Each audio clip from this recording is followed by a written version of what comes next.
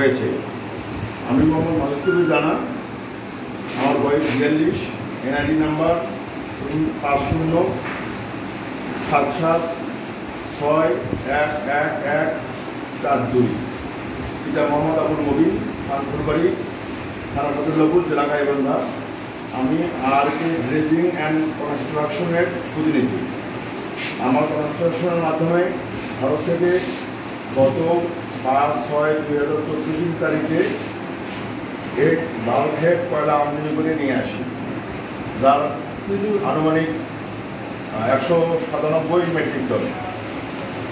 আমার কনস্ট্রাকশনের মাধ্যমে যা সরকার কর্তৃক ধার্যকৃত ভ্যাট, ট্যাক্স, এআইটি সহ সরকারের যাবতীয় পাওনাদি পরিশোধিত। বাল্কহেডটি চিলমারি ফকিরহাটে আসলে সরকারি যাবতীয় নিয়ম মেনে কয়লা আনলোড শুরু করি।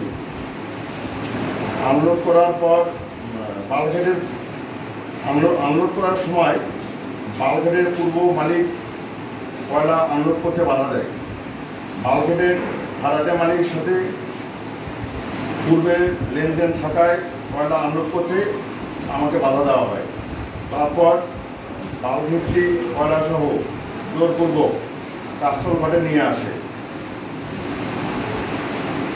এরপর পণ্য খালাসির বিষয়ে স্থানীয় জনপ্রতিনিধি ও গণ্যমান্য ব্যক্তিবর্গের সমন্বয়ে বৈঠক করে কোনো সুফল না পাওয়ায় চিলমারি মডেল থানা এবং জেলা প্রশাসকের নিকট অভিযোগ করি। অভিযোগ করার 12 থেকে 13 দিন অতিবাহিত হলেও কোনো ধরনের ব্যবস্থা নেয়নি প্রশাসন। এই সময়টিতে বালঘাটে দায়িত্বরত আমদানিকারক প্রতিষ্ঠানের ম্যানেজার মোহাম্মদ নূর হোসেনকে বিভিন্ন হুমকি ধামকি প্রদান করে এবং গত 25 সেপ্টেম্বর 2024 রাত আনুমানিক 3টা 30 তার নূর হোসেনের হাত পা বেঁধে, চোখ মুখ বেঁধে মোবাইল কেড়ে নিয়ে বাল্কহেড সহ নিয়ে যায়। এরপর বাল্কহেডটি বড়াই বরিশাল এর আগে একটি চরে আটকে দেয়। লোক পুলিশ খবর পেয়ে ঘটনাস্থলে গিয়ে বাল্কহেডের মালিক চালককে উদ্ধার করলেও আমার ম্যানেজারকে ঘটনাস্থলে রেখে চলে আসে। পরে তার জীবন বাঁচিয়ে অন্য নৌকা ঘাটে ফেরে।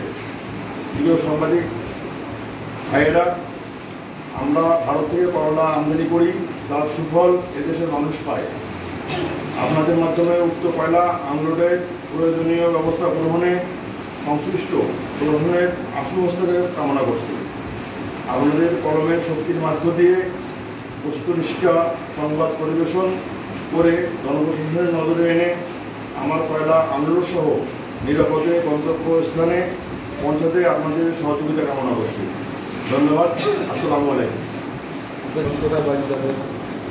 বাল্কহেডটি আমি যার মাধ্যমে এখানে ভাড়া করি তার নাম হচ্ছে আনোয়ার হোসেন। তাকে ব্রোকার বলা হয় বা কেউ দালাল বলা হয়। এই আনোয়ার হোসেনের সঙ্গে এই বাল্কহেডের যে মালিক, মূল মালিক, তার সঙ্গে তার দীর্ঘ আমার এই কয়লা আমদানি করার 1 বছর থেকে 4 বছর আগ পর্যন্ত তাদের একটা লেনদেন থেকে যায়। সেই লেনদেনের কারণে তারা আমার এই আমাকে এর মধ্যে জড়ানো হয়, যে বলে যে আপনি তার কাছ থেকে ভাড়া নিছেন, তার সঙ্গে আপনার ভালো সম্পর্ক, আপনি এই কয়লাটা এই পর্যন্ত থাকবে যতক্ষণ না পর্যন্ত আমরা এই টাকাটা না পাবো, ততক্ষণ পর্যন্ত আমাদের এই কয়লা আনলোড করা হবে না।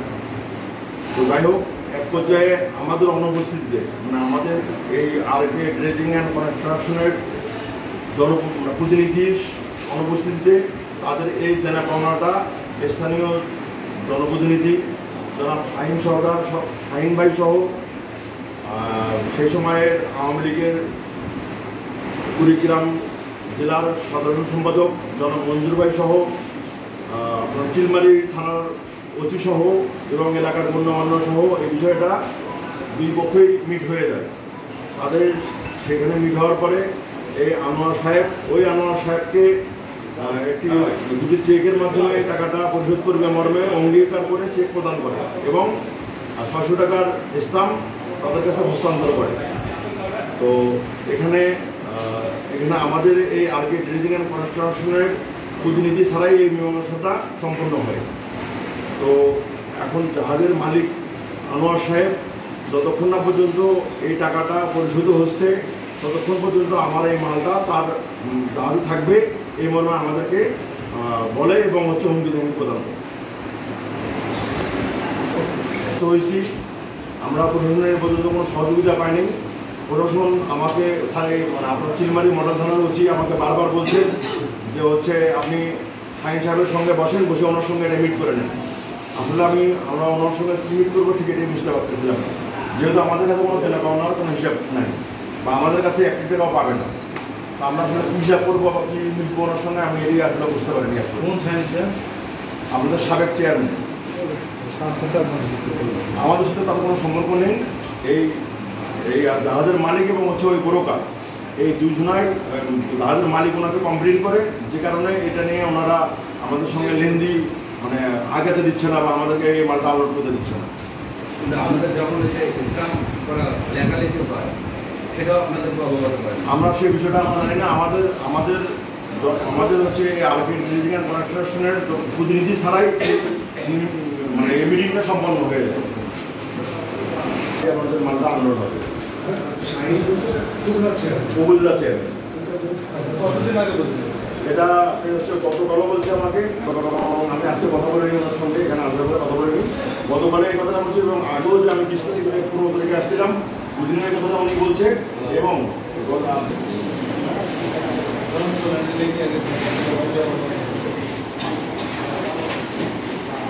Welcome.